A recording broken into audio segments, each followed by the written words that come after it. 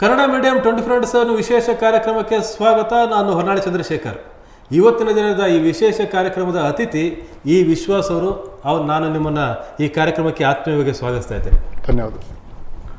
ಈ ವಿಶ್ವಾಸ್ ಅವರು ಶಿವಮೊಗ್ಗದ ಜನಕ್ಕೆ ನಮ್ಮ ಹುಡುಗ, ನಮ್ಮ ಮನೆಯ ಹುಡುಗ ಅಂತಲೇ ಚಿರಪರಿಚಿತರು. ಕಾರ್ಪೊರೇಟರ್ ಆಗಿದ್ದರು. 5 ವರ್ಷಗಳ ಕಾಲ ಆ ಕಾರ್ಪೊರೇಟರ್ ಆದಂಥ ಅವಧಿಯಲ್ಲಿ ಮಾಡಿದಂಥ ಕೆಲಸಗಳು ಮತ್ತು ಅದಕ್ಕಿಂತ ಮುಂಚೆ ಜನರ ಸಂಪರ್ಕವನ್ನು ಇಟ್ಕೊಳ್ಳೋದ್ರಲ್ಲಿ ನಿರಂತರವಾಗಿ ಅವರು ಪಟ್ಟಂಥ ಶ್ರಮ ಏನಿದೆ, ಹಾಗಾಗಿ ವಿಶ್ವಾಸ್ ಅವರು ನಮ್ಮ ಮನೆಯ ಹುಡುಗ ಅಂತ ಎಲ್ರಿಗೂ ಅನ್ನಿಸ್ತಾರೆ. ಆದರೆ ನಾನು ಈಗ ಅವರಿಗೆ ಯಾವುದೇ ಮುಲಾಜಿಲ್ಲದೆ ಹಲವು ಪ್ರಶ್ನೆಗಳು ಕೇಳಬೇಕು ಅಂತ ಅಂದ್ಕೊಂಡಿದ್ದೀನಿ. ಮೊದಲನೇದಾಗಿ, ನೀವು ಕಾರ್ಪೊರೇಟ್ರಾಗಿ ನಿಮಗೆ ಟಿಕೆಟ್ ಸಿಕ್ತು, ನೀವು ಎಲೆಕ್ಷನ್ ನಿಂತ್ಕೋತಿದ್ದೀರಿ ಅಂತ ಅನ್ನಿಸ್ತು. ಆದರೆ ನೀವು ನೇರವಾಗಿ ಚುನಾವಣಾ ಪೊಲಿಟಿಕ್ಸ್ಗೆ ಹೋಗಿದ್ದು, ಕಾಲಿಟ್ಟಿದ್ದು ಅದೇ ಮೊದಲನೇ ಸಲ. ಹೌದು. ಆ ಸಂದರ್ಭದಲ್ಲಿ ನೀವು ನಿಮಗೆ ಯಾಕಾದರೂ ಟಿಕೆಟ್ ಸಿಕ್ತು ಅಂತ ಅನ್ನಿಸ್ತಾ, ಅಥವಾ ನನಗೊಂದು ಒಳ್ಳೆ ಅವಕಾಶ ಇದೆ, ಟಿಕೆಟ್ ಸಿಕ್ತು, ನಾನು ಏನಾದರೂ ಮಾಡಬೇಕು, ಗೆಲ್ಲಬೇಕು ಅಂತ ಅನ್ನಿಸ್ತಾ, ನಿಮಗೆ ಅದೊಂದು ಭಾಳ ಈಸಿ ಆದಂಥ ಒಂದು ಪಿಚ್ ಇದು ಅಂತ ಅನ್ನಿಸ್ತಾ, ಅಥವಾ ಭಾಳ ಶ್ರಮ ಪಡಬೇಕಿಲ್ಲಿ ಈ ಎಲೆಕ್ಷನ್ ಅಂತ ಏನಿದೆ, ಎಲೆಕ್ಷನ್ ಅಂತ ಏನಿದೆ, ಇಲ್ಲಿ ನಾನು ಗೆಲ್ಲಬೇಕು ಅಂತಂದರೆ ತುಂಬ ಕಠಿಣ ದಾರಿ ಇದೆ ಅಂತ ಅನ್ನಿಸ್ತಾ? ಸರ್, ಮೊದಲನೇದಾಗಿ ನನಗೆ ಪಕ್ಷ ಸೀಟ್ ಕೊಟ್ಟಿದ್ದಕ್ಕೆ, ಹಾಗೆ ಪಕ್ಷಕ್ಕೆ, ಪಕ್ಷದ ಹಿರಿಯರಿಗೆ ಧನ್ಯವಾದಗಳನ್ನು ತಿಳಿಸ್ಲಿಕ್ಕೆ ಇಷ್ಟಪಡ್ತೇನೆ. ಶಿವಮೊಗ್ಗದಲ್ಲಿ, ವಿಶೇಷವಾಗಿ ಕರ್ನಾಟಕ ರಾಜ್ಯದಲ್ಲಿ ಭಾರತೀಯ ಜನತಾ ಪಕ್ಷದಿಂದ ಸೀಟ್ ತೊಗೊಳ್ಳೋದೇ ಒಂದು ಕಠಿಣವಾದ ಸವಾಲು. ಸೀಟ್ ಸಿಕ್ತು ಅಂತ ಹೇಳಿದ್ರೆ ಆ ಸಂದರ್ಭದಲ್ಲೇ ಅರ್ಧ ನಾವು ಜಯವನ್ನು ಸಾಧಿಸ್ತೀವಿ, ಇನ್ನು ಅರ್ಧ ನಮ್ಮ ಶ್ರಮ ಮತ್ತು ಇನ್ನು ಒಡನಾಟ ಮತ್ತು ಅಲ್ಲಿರ್ತಕ್ಕಂಥ ಕಾರ್ಯಕರ್ತರ ಫಲದಿಂದ ನಾವು ಯಶಸ್ಸನ್ನು ಕಾಣ್ತೀವಿ. ಖಂಡಿತವಾಗ್ಲೂ ನನಗೇನು ಈಸಿಯಾಗಿ ಸೀಟ್ ಸಿಕ್ಕಿಲ್ಲ. ಯಾಕೆಂದರೆ ನಾನು ಒಬ್ಬ ಭಾರತೀಯ ಜನತಾ ಪಕ್ಷದಲ್ಲಿ ಕಾರ್ಯಕರ್ತನಾಗಿ ಹಲವಾರು ಜವಾಬ್ದಾರಿಗಳನ್ನು ನಿಭಾಯಿಸಿ, ಯಶಸ್ವಿಯಾಗಿ ನಿಭಾಯಿಸಿದ ನಂತರದಲ್ಲಿ, ಇಲ್ಲ ಹುಡುಗ ಸಾಮರ್ಥ್ಯ ಇದೆ, ಮಾಡ್ತಾನೆ ಅಂತ ಹೇಳಿದ ಮೇಲೆ ನನಗೆ ಸೀಟ್ ಸಿಕ್ಕಿರ್ತಕ್ಕಂಥದ್ದು. ಖಂಡಿತವಾಗ್ಲೂ ನಾನು ಸೀಟನ್ನು ಖುಷಿಯಾಗೇ ತೊಗೊಂಡೆ, ಮತ್ತು ಅದಕ್ಕೆ ನ್ಯಾಯ ಕೊಡ್ಸಕ್ಕಂಥ ನಿಟ್ಟಿನಲ್ಲೂ ಕೂಡ ಪ್ರಾಮಾಣಿಕವಾಗಿ ಕೆಲಸ ಮಾಡಿ ಅದರಲ್ಲಿ ಯಶಸ್ವಿಯಾಗಿರ್ತಕ್ಕಂಥ ಆತ್ಮತೃಪ್ತಿ ಕೂಡ ನನಗಿದೆ ಸರ್. 5 ವರ್ಷ ಕಾರ್ಪೊರೇಟರ್ ಆಗಿದ್ರಿ, ಆ ಎಲೆಕ್ಷನ್ ಹಿಡಿದು ಬಹುಶಃ ನಿಮ್ಮ ಅವಧಿನೂ ಮುಗಿದು 2 ವರ್ಷ ಆಯಿತು. ಅಂದರೆ ಆ ಚುನಾವಣೆ ನಡೆದು 7 ವರ್ಷ ಆಯಿತು. ಹೌದು ಸರ್. ಈಗ ನಾವು ಮಾಜಿ ಮಹಾನಗರ ಪಾಲಿಕೆ ಸದಸ್ಯರು. ಆ 7 ವರ್ಷದ ಹಿಂದೆ ಆ ನಡೆದಂಥ ಚುನಾವಣೆ ಇದೆಯಲ್ಲ, ಆ ಚುನಾವಣೆಯಲ್ಲಿ ನಿಮಗೆ ಗೆಲ್ಲಲಿಕ್ಕೆ ಇಂಥದ್ದೇ ಒಂದು ಭಾಳ ಪ್ರಮುಖವಾದ ಕಾರಣ, ಈ ಕಾರಣಕ್ಕಾಗಿ ನಾನು ಗೆದ್ದೆ ಅಂತಕ್ಕಂಥ ಅಂಶ ಯಾವುದಲ್ಲಿ? ಮೊದಲನೇದಾಗಿ ನನಗೆ ಭಾರತೀಯ ಜನತಾ ಪಕ್ಷ ಅನೇಕ ಚುನಾವಣೆಗಳನ್ನು ಮಾಡಿ ನನಗೆ ಅಭ್ಯಾಸ ಆಯಿತು. ಆದರೆ ಅಭ್ಯರ್ಥಿಯಾಗಿ ನನಗೆ ಮೊದಲನೇ ಚುನಾವಣೆ.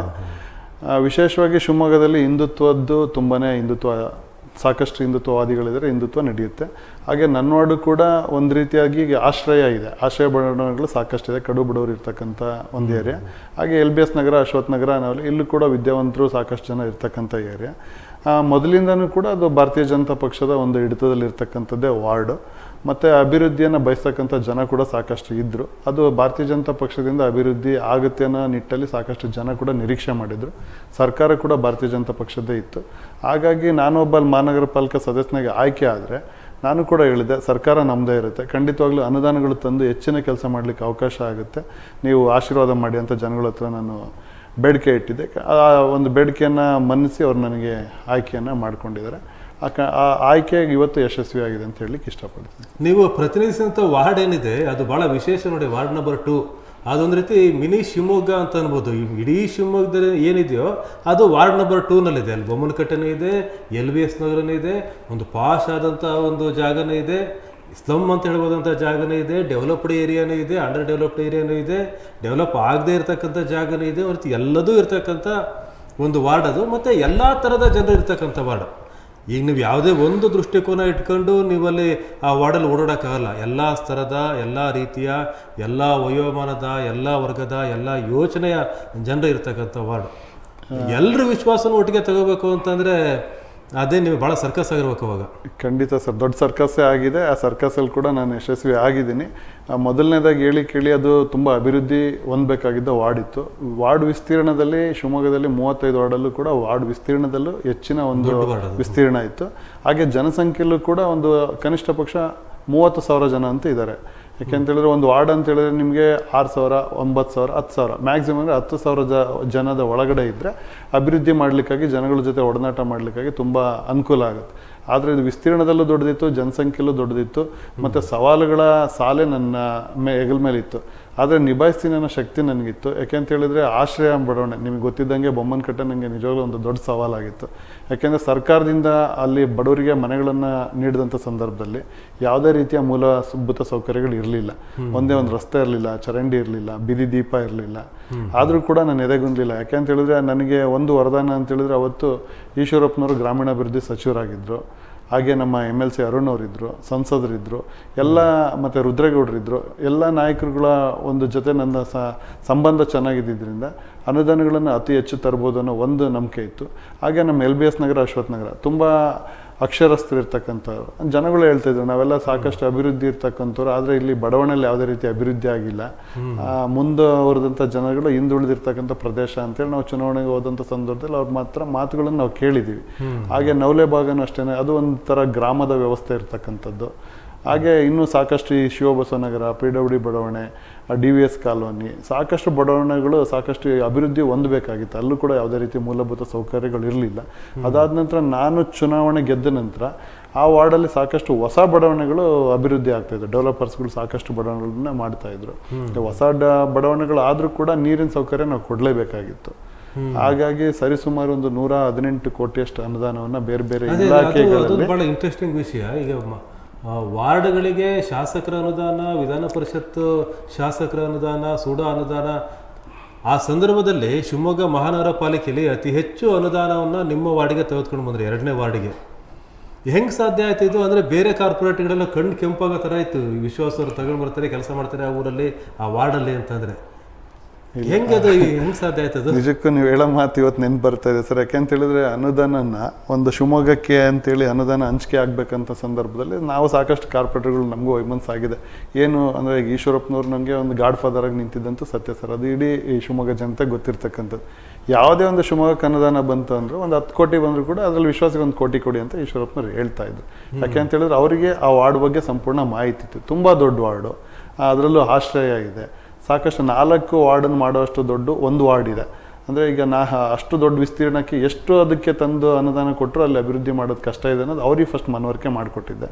ಹಾಗಾಗಿ ಮತ್ತೆ ಅಲ್ಲಿ ಸೂಡಾ ಅಧ್ಯಕ್ಷ ನಮ್ಮ ನಾಗರಾಜ್ ಅಂತ ಹೇಳಿದರು. ಅವರು ನಮ್ಮದು ಸಂಬಂಧ ತುಂಬ ಚೆನ್ನಾಗಿತ್ತು. ಅವ್ರ ಪಕ್ಷದ ಅಧ್ಯಕ್ಷರಾದಂಥ ಸಂದರ್ಭದಲ್ಲಿ ನಾನು ಯುವ ಮೋರ್ಚಾ ಅಧ್ಯಕ್ಷ ಆಗಿದ್ದೆ. ಹಾಗೆ MLC ಅರುಣ್ ಸರ್ ಇದ್ದರು, ರುದ್ರೇಗೌಡರು ಸರ್ ಇದ್ದರು. ಅವರೆಲ್ಲರಿಗೂ ಕೂಡ ನನ್ನ ವಾರ್ಡಿನ ಸಂಕಷ್ಟಗಳು ಗೊತ್ತಿತ್ತು. ಅವರಿಗೆ ತುಂಬ ಜನ ಅಲ್ಲಿ ವಾಸ ಇದ್ದಾರೆ, ಬಟ್ ಅಭಿವೃದ್ಧಿ ಯಾವುದೂ ಆಗಿಲ್ಲ. ಆಮೇಲೆ ನನಗೆ ಇನ್ನೊಂದು ಪ್ಲಸ್ ಪಾಯಿಂಟ್ ಏನಂದರೆ ನಾನು ಈಶ್ವರಪ್ಪನವ್ರ ಜೊತೆ ಮೊದಲಿಂದ ಇದ್ದಿದ್ದರಿಂದ ಅವ್ರು ಸಾಕಷ್ಟು ಮಂತ್ರಿ ಆದಂಥ ಸಂದರ್ಭದಲ್ಲಿ, ಉಪಮುಖ್ಯಮಂತ್ರಿ ಆದಂಥ ಸಂದರ್ಭದಲ್ಲಿ ನಾನು ಅವ್ರ ಜೊತೆ ಒಡನಾಟ ಚೆನ್ನಾಗಿದ್ದು. ನಾನು ಕೂಡ ಬೆಂಗಳೂರಿಗೆ ಹೋಗ್ತಾ ಇದ್ದೆ ಅವ್ರ ಜೊತೆ. ಸಾಕಷ್ಟು ಇಲಾಖೆಗಳು ಅವ್ರು ಎಲ್ಲೆಲ್ಲಿ ಬೇರೆ ಕಡೆ ಇಲಾಖೆಗಳು ಹೋಗ್ತಾ ಇದ್ರು, ಆ ಇಲಾಖೆಗಳಿಗೆಲ್ಲ ನಾನು ಕೂಡ ಓಡಾಡ್ತಾ ಇದ್ದೆ ಅವ್ರ ಜೊತೆ. ಆ ಒಂದು ಅನುಭವ ನನಗೆ ಕಾರ್ಪೊರೇಟರ್ ಆದಂಥ ಸಂದರ್ಭದಲ್ಲಿ ಅನುದಾನ ತರಲಿಕ್ಕೆ ಅನುಕೂಲ ಆಯಿತು. ಯಾಕೆಂತ ಹೇಳಿದ್ರೆ ಮಹಾನಗರ ಪಾಲಿಕೆ ಒಂದೇ ಅನುದಾನ ಆಗಿದ್ರೆ ಖಂಡಿತವಾಗ್ಲೂ ನಾನು ಅಲ್ಲಿ ಏನೂ ಮಾಡೋಕ್ಕಾಗ್ತಾ ಇರಲಿಲ್ಲ. ಮ್ಯಾಕ್ಸಿಮಮ್ ಅಂದರೆ ವರ್ಷಕ್ಕೊಂದು 30 ಲಕ್ಷ ಬರ್ತಾ ಇತ್ತು ಅಷ್ಟೇ. ಆದರೆ ನಾನು ಬೇರೆ ಬೇರೆ ಇಲಾಖೆಗಳಿಗೆ ಹೋಗಿ ಅಲ್ಲಿರ್ತಕ್ಕಂಥ ಮಿನಿಸ್ಟ್ರುಗಳದ್ದು ಲೆಟ್ರ್ ತೊಗೊಂಡು, ಅಲ್ಲಿರ್ತಕ್ಕಂಥ ಇಲ್ಲಿರ್ತಕ್ಕಂಥ MLA ಅವ್ರ ಲೆಟ್ರ್ ತೊಗೊಂಡು ಅಲ್ಲಿ ಅನುದಾನವನ್ನು ಹಾಕಿಸ್ಕೊಂಡು ಬಂದಿದ್ದಕ್ಕೆ ಅವತ್ತು ಅಷ್ಟು ಅಭಿವೃದ್ಧಿ ಮಾಡಲಿಕ್ಕೆ ಒಂದು ಈಗ ಆಗಿದೆ. 2ನೇ ವಾರ್ಡಲ್ಲಿ ನೀವು ರೆಪ್ರೆಸೆಂಟ್ ಮಾಡಿದ 2ನೇ ವಾರ್ಡಲ್ಲಿ ಮೇಜರ್ ಕೆಲಸಗಳನ್ನು ಈ 5 ವರ್ಷದ ಅವಧಿನಲ್ಲಿ ಆಗಿದೆ ಅಂತೇಳಿ ನೀವು ಐಡೆಂಟಿಫೈ ಮಾಡೋದನ್ನು ಯಾವ ಕೆಲಸಗಳನ್ನು ಹೇಳ್ತೀರಿ ನೀವು ಲೀಸ್ಟ್ ಮಾಡೋದಾದ್ರೆ? ಸರ್, ವಿಶೇಷವಾಗಿ ನಮ್ಮ ಬೊಮ್ಮನಕಟ್ಟೆಗೆ ಒಂದು ಮುಖ್ಯ ರಸ್ತೆ ಇತ್ತು. ಆ ರಸ್ತೆಯಲ್ಲಿ ನನಗೆ ಒಂದ್ಸರಿ ಬಸ್ ಸ್ಟ್ಯಾಂಡ್ ಹತ್ರ ನಿಂತಾಗ ಒಬ್ಬರು ಆಟೋದವ್ರಿಗೆ ಕರೀತಾರೆ. ಅಲ್ಲಿ ಹೇಳ್ತಾರೆ, ಇಲ್ಲ ಬೊಮ್ಮನಕಟ್ಟೆಗೆ ನಾವು ಬರಲ್ಲ, ಅಲ್ಲಿ ರೋಡ್ ಸರಿ ಇಲ್ಲ ಅಂದರೆ ನನಗೆ ಅದು ಮನಸ್ಸಿಗೆ ತುಂಬ ಆಘಾತ ಉಂಟಾಗಿತ್ತು. ಏನಿದು ಅಂದರೆ ನಮಗೆ ಅಲ್ಲಿ ಬಸ್ ಸಂಚಾರ ಕೂಡ ಇಲ್ಲ. ಮೈನ್ ಇರ್ತಕ್ಕಂಥ ಸಂಪರ್ಕ ಅಂದರೆ ಆಟೋದವ್ರು ಕೂಡ ದುಡ್ಡು ಕೊಟ್ಟರು ಬರಲ್ಲ ಅನ್ನೋ ಪರಿಸ್ಥಿತಿ ಇತ್ತು. ಹಾಗಾಗಿ ಮುಖ್ಯ ರಸ್ತೆ ಒಂದು ಆಯಿತು. ಅದಾದಮೇಲೆ ಫ್ಲಡ್ಡಲ್ಲಿ ನೀವು ಕೂಡ LBS ನಗರ ನಿವಾಸಿಗಳೇ. LBS ನಗರ, ಅಶ್ವಥ್ ನಗರದಲ್ಲಿ ಫ್ಲಡ್ ಆದಂಥ ಸಂದರ್ಭದಲ್ಲಿ 3 ರಿಂದ 4 ಕಡೆ ನೀರು ಬಂದ್ಬಿಟ್ಟು ಸಾಕಷ್ಟು ಮನೆಗಳು ಜಲವೃತ ಆಗಿತ್ತು. ಸೊ ನಮಗೆ ರಾಜಕಾಲುವೆ ಮಾಡಿದ್ರಿಂದ ಇವತ್ತು ನೋಡಿ, ಅವತ್ತು ರಾಜಕಾಲುವೆ ಮಾಡಿದ್ರಿಂದ ಇವತ್ತಿನವರೆಗೂ ಯಾವುದೇ ರೀತಿ ಒಂದಾಗಿಲ್ಲ. ಅದು ಒಂದು ಕೂಡ ನನ್ನ ಸಾಧನೆ ಅಂತಲೇ ಹೇಳ್ಕೊಳ್ತೀನಿ. ಯಾಕೆಂದರೆ ಅವತ್ತು ರಾಜಕಾಲುವೆ ಮಾಡದಿದ್ದರೆ ಇವತ್ತು ಜನ ನೆಮ್ಮದಿಯಾಗಿ ಮಳೆಗಾಲದಲ್ಲಿ ಮಲ್ಗಕ್ಕೆ ಆಗ್ತಾ ಇರಲಿಲ್ಲ. ಅವತ್ತು ಕೂಡ ನಾವು ರಾತ್ರಿ 12 ಗಂಟೆ 1 ಗಂಟೆಯಲ್ಲಿ ಜೀವದ ಅಂಗ ತೋರಿದು ಕೆಲಸ ಮಾಡಿದ್ದೀವಿ. ಸಾಕಷ್ಟು ಜನ ನನಗೆ ಅಲ್ಲಿರ್ತಕ್ಕಂಥ ನಿವಾಸಿಗಳು ಮತ್ತು ನನ್ನ ಸ್ನೇಹಿತರು ಅವತ್ತು ಏನು ಮಳೆ ಬಂದಂಥ ಸಂದರ್ಭದಲ್ಲಿ ಜನಗಳನ್ನು ರಕ್ಷಣೆ ಮಾಡಬೇಕಿತ್ತು, ಆ ಕಾರ್ಯದಲ್ಲಿ ಸಾಕಷ್ಟು ನನಗೆ ಕೈ ಜೋಡಿಸಿದ್ದಾರೆ. ಇವತ್ತು ಅವ್ರನ್ನೆಲ್ಲ ನೆನೆಸ್ಕೊಳ್ಳೋಕೆ ಇಷ್ಟಪಡ್ತೀನಿ. ವಿಶೇಷವಾಗಿ ವಾರ್ಡ್ ದೊಡ್ಡದಿತ್ತು, ಆದರೆ ಉದ್ಯಾನವನಗಳು ನನ್ನ ವಾರ್ಡಲ್ಲಿ ಸಾಕಷ್ಟಿದೆ, ಯಾವುದೂ ಅಭಿವೃದ್ಧಿ ಆಗಿರಲಿಲ್ಲ. ಸಾಕಷ್ಟು ಉದ್ಯಾನವನಗಳಾಗಿದೆ. ಆಮೇಲೆ ವಿಶೇಷವಾಗಿ ಬೊಮ್ಮನಕಟ್ಟೆಯಲ್ಲಿ ಒಂದು ರಸ್ತೆ ಇರಲಿಲ್ಲ, ಚರಂಡಿ ಇರಲಿಲ್ಲ. ಇವತ್ತು ಯಾವುದೇ ಖಾಸಗಿ ಬಡಾವಣೆಗಳು ಇಲ್ಲ, ಅಷ್ಟು ಚೆನ್ನಾಗಿ ಇವತ್ತು ಇಡೀ ಬೊಮ್ಮನಕಟ್ಟೆ ಅಭಿವೃದ್ಧಿ ಆಗಿದೆ. ನವಲೆ ಮುಖ್ಯ ರಸ್ತೆ ಸುಮಾರು ವರ್ಷದಿಂದ ನವಲೆ ಊರಿಂದ ಒಳಗಡೆ ಹೋಗ್ಬೇಕು ಅಂದರೆ ಮುಖ್ಯ ರಸ್ತೆನೇ ಇರಲಿಲ್ಲ. ಆ ರಸ್ತೆಗೆ ಕಾಂಕ್ರೀಟ್ ಕಂಡ ಎಷ್ಟೋ ವರ್ಷಗಳಾಗಿತ್ತು. ಆ ಮೊದಲನೇ ಕೆಲಸನೇ 1 ಕೋಟಿ ಕೆಲಸನ ನವಲೆ ಮುಖ್ಯ ರಸ್ತೆಗೆ ಮಾಡಿದಂಥದ್ದು. ಹೀಗೆ ಎಲ್ಲ ಬಡಾವಣೆಗಳಲ್ಲೂ ಸರ್ ಇವತ್ತು ಇಡೀ ವಾರ್ಡಲ್ಲಿ ಯಾವುದೇ ಬಡಾವಣೆಗೆ ಹೋದರೂ ಇಂಥ ಬಡಾವಣೆಯಲ್ಲಿ ಕೆಲಸ ಆಗಿಲ್ಲ ಅನ್ನಂಗಿಲ್ಲ. ನಾನು ಇವತ್ತೇನೇ ಮುಂದಿನ ಚುನಾವಣೆ ಬಂದರೂ ಕೂಡ ನನ್ನ ಕೆಲಸಗಳನ್ನ ತೋರಿಸ್ಬಿಟ್ಟೆ ಕೇಳ್ತೀನಿ. ಯಾಕೆಂತ ಹೇಳಿದ್ರೆ ಒಬ್ಬರು ಕಾರ್ಪೊರೇಟರ್ ಆದಂಥ ಸಂದರ್ಭದಲ್ಲಿ ಕೆಲಸ ಮಾಡಲಿಲ್ಲ ಅಂತ ಹೇಳಿದ್ರೆ ತುಂಬ ಕಷ್ಟ ವಾರ್ಡಿಗೆ ಹೋಗೋದು. ಏನಪ್ಪ ಇವತ್ತು ಬಂದಿಯಾ ಅಂತ ಹೇಳ್ತಾರೆ, ಆಮೇಲೆ ಏನು ಕೆಲಸ ಮಾಡಲಿಲ್ಲ ಅಂತ ಹೇಳ್ತಾರೆ. ಬಟ್ ನನಗೆ ಅದು ಯಾವುದೂ ಇಲ್ಲ, ಯಾಕೆಂದರೆ ನಿರಂತರವಾಗಿ ವಾರ್ಡ್ ಜನ ಜೊತೆ ಸಂಪರ್ಕದಲ್ಲಿದ್ದೀನಿ. ಕೆಲಸಗಳನ್ನು ತೋರಿಸಿ ನಾನು ಇವತ್ತು ಮುಂದಿನ ಚುನಾವಣೆ ಮಾಡಲಿಕ್ಕೆ ತುಂಬಾ ಅನುಕೂಲ ಆಗಿದೆ. ಮಾಜಿಯಾಗಿ ಆಲ್ಮೋಸ್ಟ್ 2 ವರ್ಷ ಆಯಿತು, ಮಾಜಿ ಕಾರ್ಪೊರೇಟರ್ 2 ವರ್ಷ ಆಯಿತು. ಈಗ ವಾರ್ಡಲ್ಲಿ ಮಾಡೋಕ್ಕೇನು ಕೆಲಸಗಳಿಲ್ಲ. ಅಂದರೆ ಕಾರ್ಪೊರೇಷನ್ ಇದ್ದರೆ ನೀವು ಅಲ್ಲಿ ಓಡಾಡ್ತಿದ್ರಿ, ಮಾಡ್ತಾಯಿದ್ರಿ, ಜನರ ಜೊತೆಗೆ ಹೋಗ್ಬೋದಿತ್ತು. ಈಗೇನು 2 ವರ್ಷದಿಂದ ಸುಮ್ಮನೆ ಇದ್ದೀರಾ? ಸರ್ ನಿಜವಾಗ್ಲೂ ಒಂದು ಬೇಜಾರು ಸಂಗತಿ. ಯಾಕೆ ಅಂತ ಹೇಳಿದ್ರೆ ನಮ್ಮ ಭಾರತ ದೇಶ ಒಂದು ಪ್ರಜಾಪ್ರಭುತ್ವ ದೇಶದಲ್ಲಿ ಅಧಿಕಾರ ವಿಕೇಂದ್ರೀಕರಣ ತುಂಬ ಮುಖ್ಯ. ಯಾಕೆ ಅಂತ ಹೇಳಿದ್ರೆ ಸರ್ಕಾರದ ಅಧಿಕಾರಿಗಳ ಕೈಲಿ ಅಧಿಕಾರ ಇರಬಾರ್ದು ಅನ್ನೋ ಕಾರಣಕ್ಕೆ ಸ್ಟೆಪ್ ಬೈ ಅಧಿಕಾರನ ಹಂಚಿಕೆ ಮಾಡಬೇಕು ಅಂತೇಳಿ ಸಂಸದರು, MLA, ಆಮೇಲೆ ಜಿಲ್ಲಾ ಪಂಚಾಯತು, ತಾಲೂಕ್ ಪಂಚಾಯತು, ಕಾರ್ಪೊರೇಷನ್ ಇದೆಲ್ಲ ಮಾಡಿದ್ದಾರೆ. ಈಗ ನೋಡಿ, ನಿಮಗೆ ಗೊತ್ತಿದ್ದಂಗೆ ನಮ್ದು 2 ವರ್ಷ ಆಗಿದೆ, ಜಿಲ್ಲಾ ಪಂಚಾಯತ್ ಆಗಿಲ್ಲ, ತಾಲೂಕ್ ಪಂಚಾಯತ್ ಆಗಿಲ್ಲ. ಬೆಂಗಳೂರಂತ ಬೃಹತ್ ಬೆಂಗಳೂರಲ್ಲೇ ಚುನಾವಣೆ ಆಗದೆ 5 ವರ್ಷ ಆಯಿತು. ಇದೆಲ್ಲ ಒಂದ್ ಕಡೆ ಪ್ರಜಾಪ್ರಭುತ್ವದ ಕಗ್ಗೊಲೆ ಅಂತ ಹೇಳಿ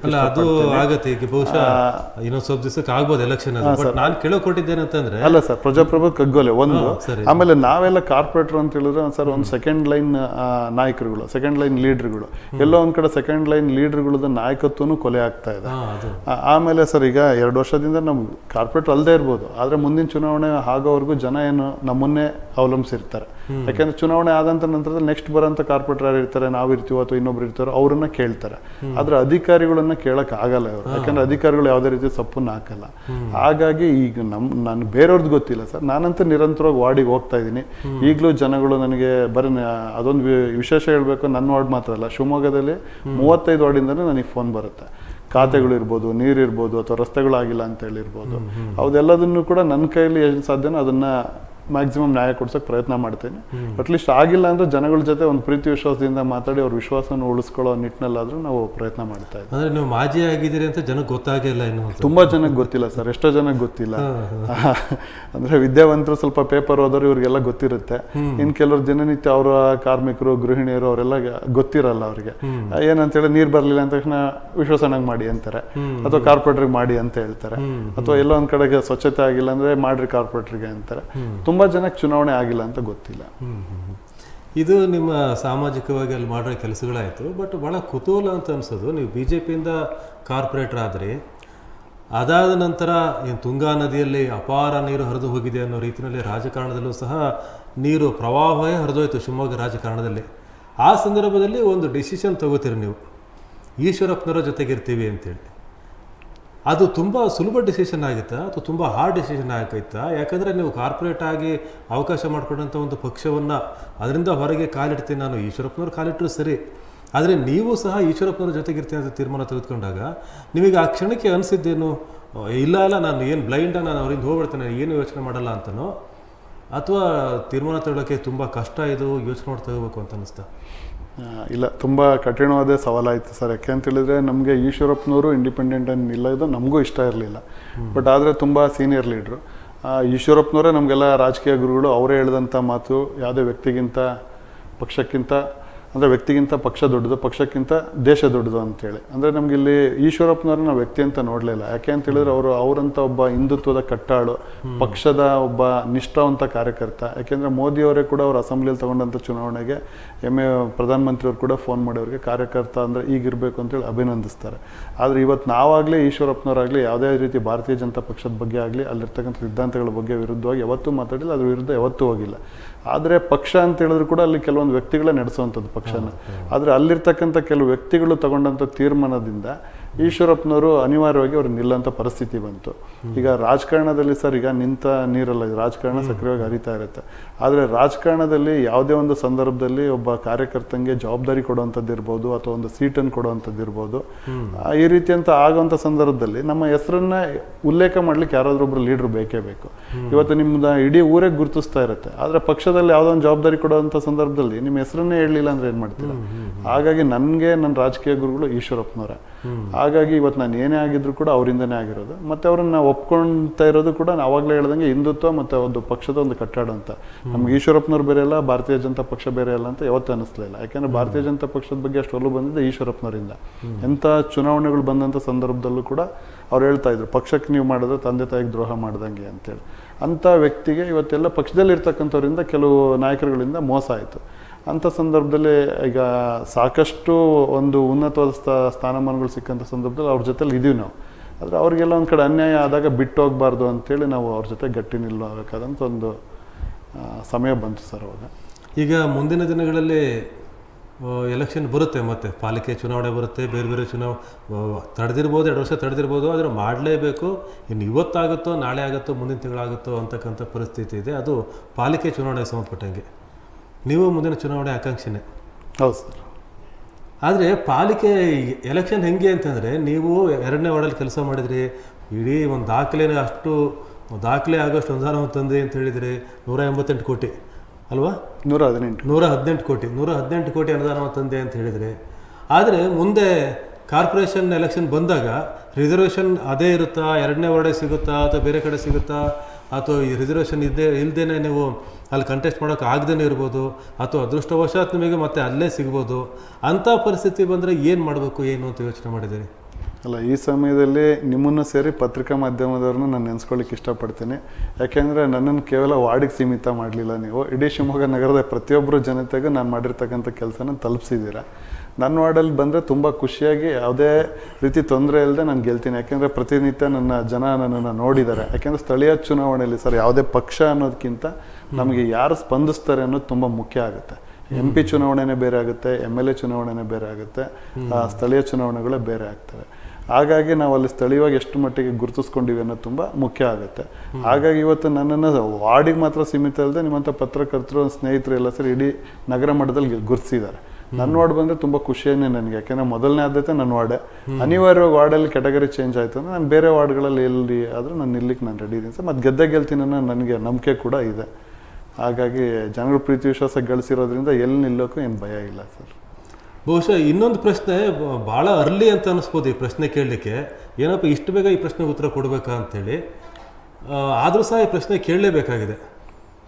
ಮುಂದಿನ ಕಾರ್ಪೊರೇಟ್ ಚುನಾವಣೆಯಲ್ಲಿ ನೀವು ಯಾವುದರ ಪ್ರತಿನಿಧಿಯಾಗಿ ಸ್ಪರ್ಧಿಸ್ತೀರಿ ಅಂತ? ಇವತ್ತಿನ ವಾತಾವರಣಗಳಲ್ಲಿ ಈಗ ನಮ್ಮ ನಾಯಕರು ಈಶ್ವರಪ್ಪನವರೇ ಅವ್ರು ಏನು ನಿರ್ಧಾರ ತಗೊಳ್ತಾರೆ ಗೊತ್ತಿಲ್ಲ. ಯಾಕೆ ಅಂತ ಹೇಳಿದ್ರೆ ಅವರು ಈಗ ಆಲ್ರೆಡಿ ಭಾರತೀಯ ಜನತಾ ಪಕ್ಷದಿಂದನೂ ಅವರನ್ನು ಪಕ್ಷಕ್ಕೆ ಹೊಸದಾಗಿ ಮತ್ತೆ ಸೇರ್ಪಡೆ ಮಾಡ್ಕೊಳ್ಳಿ ಅಂತ ಕೇಳ್ತಾ ಇದ್ದಾರೆ. ಸಂಘ ಪರಿವಾರದವ್ರು ಕೂಡ ಅವ್ರನ್ನ ಮಾತಾಡ್ತಾ ಇದ್ದಾರೆ. ಆಮೇಲೆ ಅವರು ಕೂಡ ಯಾವತ್ತು ಸರ್ ಪಕ್ಷ ಆಗಲಿ ಹಿಂದುತ್ವ ಆಗಲಿ ಅದ್ರ ವಿರುದ್ಧ ಯಾವತ್ತೂ ಮಾತಾಡಿಲ್ಲ. ಇವತ್ತು ಕೂಡ ಅವ್ರ ಮನಸ್ಸಲ್ಲಿರೋದು ನಾನೊಬ್ಬ ಭಾರತೀಯ ಜನತಾ ಪಕ್ಷದ ಕಾರ್ಯಕರ್ತ ಅಂತಲೇ ಇದೆ. ಮುಂದಿನ ದಿನಗಳಲ್ಲಿ ಒಳ್ಳೇದಾಗುತ್ತೆ ಅಂತ ನಾವು ಅಂದ್ಕೊಂಡಿದ್ದೀವಿ.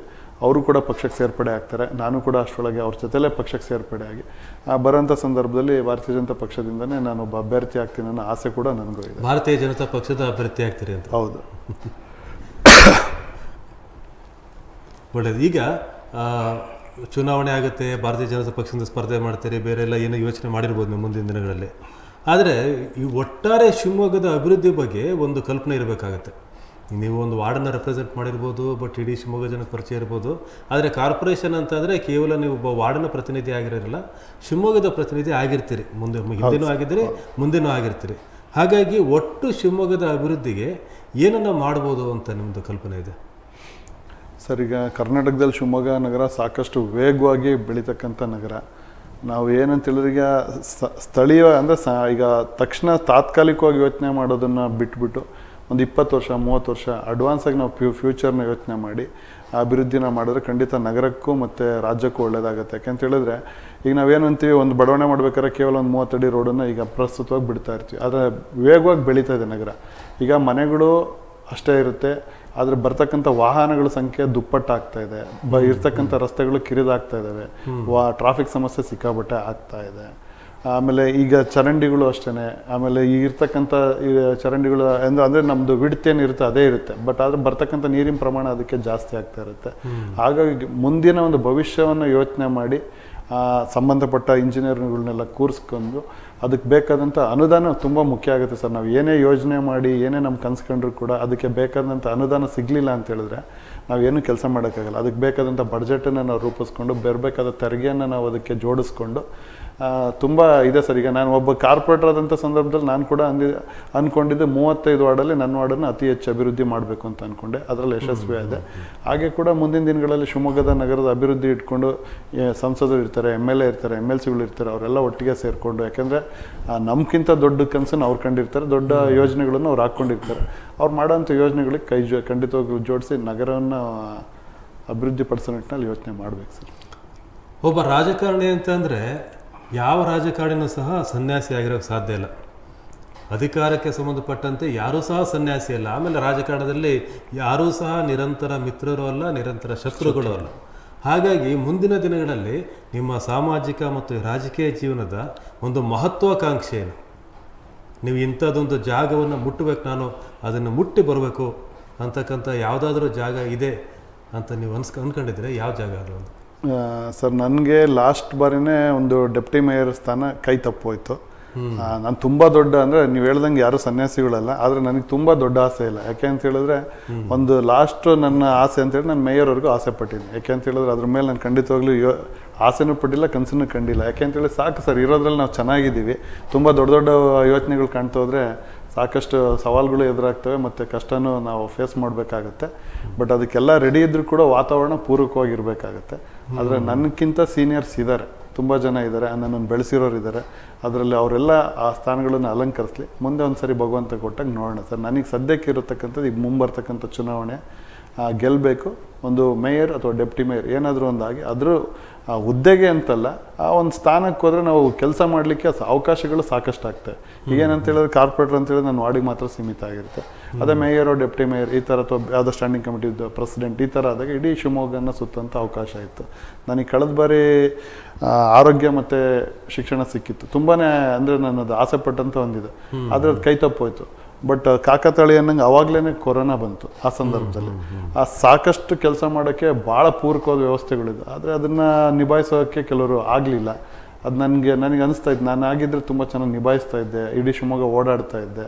ಯಾಕೆಂತೇಳಿದ್ರೆ ಯಾರಿಗೆ ಸ್ವಲ್ಪ ಓಡಾಡ್ತಾರೆ ಅಂದರೆ ಅಭಿವೃದ್ಧಿ ಮಾಡಬೇಕು ಅಂತ ಛಲ ಇರುತ್ತೆ ಅಥವಾ ಓಡಾಡ್ತಾರೆ ಅಂಥವ್ರಿಗೆ ಪಕ್ಷದ ನಾನು ಲೀಡರ್ಗಳಿಗೆ ಕೇಳೋದು ಅಷ್ಟೇ, ಗುರುತಿಸಿಕೊಡಿ, ಕೆಲಸ ಮಾಡೋಂಥವ್ರಿಗೆ ಗುರುತಿಸ್ಕೊಡಿ. ಆವಾಗ ಪಕ್ಷಕ್ಕೂ ಹೆಸರು ಬರುತ್ತೆ, ಆ ಸ್ಥಾನಕ್ಕೂ ಒಂದು ಬೆಲೆ ಸಿಕ್ಕಂಗಾಗುತ್ತೆ ಅಂತ ಹೇಳಲಿಕ್ಕೆ ಇಷ್ಟಪಡ್ತೀನಿ. ಕೊನೆಯದಾಗಿ ನಿಮ್ಮ ಇದುವರೆಗಿನ ಜರ್ನಿಯನ್ನು ನೋಡಿದರೆ ನಿಮಗೇನು ಅನಿಸುತ್ತೆ? ಇಷ್ಟು ದಿನ ನೀವು ಹುಟ್ಟಿದ್ದು, ಓದಿದ್ದು, ಬೆಳೆದಿದ್ದು, ಉದ್ಯಮವನ್ನು ಮಾಡಿದ್ದು, ರಾಜಕಾರಣವನ್ನು ಮಾಡಿದ್ದು, ಕಾರ್ಪೊರೇಟರ್ ಆಗಿದ್ದು? ಸರ್, ನಿಜವಾಗ್ಲೂ ಎಲ್ಲದೊಂದು ಸರಿ ಕನಸು ಅನಿಸುತ್ತೆ. ಯಾಕೆಂತ ಹೇಳಿದ್ರೆ ನಿಮಗೆ ನಾನು ಹುಡ್ತಾ ದೊಡ್ಡ ಶ್ರೀಮಂತರ ಮನೆಯಲ್ಲೇ ಹುಟ್ಟಿದೆ. ಮಧ್ಯದಲ್ಲಿ ಏನೋ ವ್ಯತ್ಯಾಸಗಳಾಗಿ ಮತ್ತೆ ನಾನು ಹೇಳಿದ್ನಲ್ಲ ಸರ್, ಮೈನಸ್ ಸಿಗೋದೆ, ಝೀರೋನೆಲ್ಲ ಮೈನಸ್ ಸಿಗೋದೆ. ಆ ಮೈನಸ್ಗೆ ಹೋದಂಥ ಸಂದರ್ಭದಲ್ಲಿ ದಾವಣಗೆರೆಯಿಂದ ನಾನು ಶಿವಮೊಗ್ಗಕ್ಕೆ ಕನಸು ಕಟ್ಕೊಂಡು ಬಂದೆ. ಅಲ್ಲಿಂದ ದುಡಿಮೆನ ಸ್ಟಾರ್ಟ್ ಮಾಡಿದೆ. ಆ ಮೈನಸ್ಸಿಂದ ಸ್ವಲ್ಪ ಪ್ಲಸ್ಸು ಆದೆ. ಅದಾದ ನಂತರ ಇವತ್ತು ನಾನು ಹಿಂದೆ ತಿರುಗಿ ನೋಡಿದ್ರೆ ಇದು ನಾನೇನೋ ಅನ್ನೋಷ್ಟು ನಾನು ಬೆಳೆದಿದ್ದೀನಿ. ಖಂಡಿತವಾಗ್ಲೂ ಇಲ್ಲಿ ಇಷ್ಟು ದಿನ ಆಗಿರ್ತಕ್ಕಂಥ ಎಲ್ಲ ಇದಕ್ಕೂ ನಾನು ಆತ್ಮಕ್ಕೂ ತೃಪ್ತಿ ಇದೆ, ನನಗೂ ಖುಷಿ ಇದೆ. ಮನುಷ್ಯನ ಮೇಲೆ ಆಸೆಗಳಿರುತ್ತೆ, ಆದರೆ ನನಗೆ ಇನ್ನು ತುಂಬ ಆಸೆಗಳಿಲ್ಲ ಸರ್. ಈಗ ಆಲ್ರೆಡಿ ಇಬ್ಬರು ಹೆಣ್ಮಕ್ಳಿದ್ದಾರೆ. ಇನ್ನು ಮುಂದಿನ ಏನಿದ್ರೆ ನನ್ನ ಮಕ್ಕಳ ಫ್ಯೂಚರ್ ಬಗ್ಗೆ ನೋಡಬೇಕು ಹೊರತು ನಂದೊಂದೇ ಆವಾಗಲೇ ಹೇಳ್ದಂಗೆ ಒಂದು ಮೇಯರ್ ಒಂದು ಆಸೆ ಇದೆ. ಅದು ಅಲ್ಲಿ ತನಕ ನಾನು ರಾಜಕೀಯದಲ್ಲಿ ಪ್ರಯತ್ನ ಮಾಡ್ತೀನಿ. ಅದನ್ನು ಹೊರತುಪಡಿಸಿ ನನಗೆ ಸಂಘಟನೆ ವಿಭಾಗ ತುಂಬ ಇಷ್ಟ, ಪಕ್ಷದಲ್ಲಿ ಸಂಘಟನೆಯಲ್ಲಿ ಕೆಲಸ ಮಾಡಬೇಕು ಅಂತ. ಅದಾದ ನಂತರ ಸಂಘಟನಾ ಭಾಗದಲ್ಲಿ ಕೆಲಸ ಮಾಡಲಿಕ್ಕೆ ನನ್ನನ್ನು ನಾನು ತೊಡಗಿಸ್ಕೊಳ್ತೀನಿ. ಇದು ವಿಶ್ವಾಸ್ ಅವರ ಮಾತು. ಇದುವರೆಗೂ ಅವರು ತಮ್ಮ ಆಕಾಂಕ್ಷೆಗಳನ್ನು ಹೇಳಿದರು ಮತ್ತು ರಾಜಕೀಯವಾಗಿ ತಾವು ಎದುರಿಸಿದಂಥ ಸವಾಲುಗಳ ಬಗ್ಗೆ ಹೇಳಿದರು, ತಮ್ಮ ಬದುಕಿನಲ್ಲಿ ಎದುರಿಸಿದಂಥ ಸವಾಲುಗಳ ಬಗ್ಗೆ ಹೇಳಿದರು ಮತ್ತು ತಮ್ಮ ಮಹತ್ವಾಕಾಂಕ್ಷೆಯ ಬಗ್ಗೆಯೂ ಸಹ ಭಾಳ ಮುಕ್ತವಾಗಿ ಮಾತನಾಡಿದರು. ಈ ವಿಶೇಷ ಕಾರ್ಯಕ್ರಮಕ್ಕೆ ಅತಿಥಿಯಾಗಿ ಬಂದು ನಮ್ಮ ಜೊತೆ ಮಾತಾಡೋದಕ್ಕಾಗಿ ನಿಮಗೆ ಧನ್ಯವಾದಗಳು ಸರ್. ಈ ರೀತಿಯ ಇನ್ನಷ್ಟು ಕಾರ್ಯಕ್ರಮಗಳ ಜೊತೆ ನಿಮ್ಮ ಎದುರಿಗೆ ಬರ್ತೀವಿ. ಅಲ್ಲಿವರೆಗೂ ನೋಡ್ತಾ ಇರಿ ಕನ್ನಡ ಮೀಡಿಯಂ 24/7.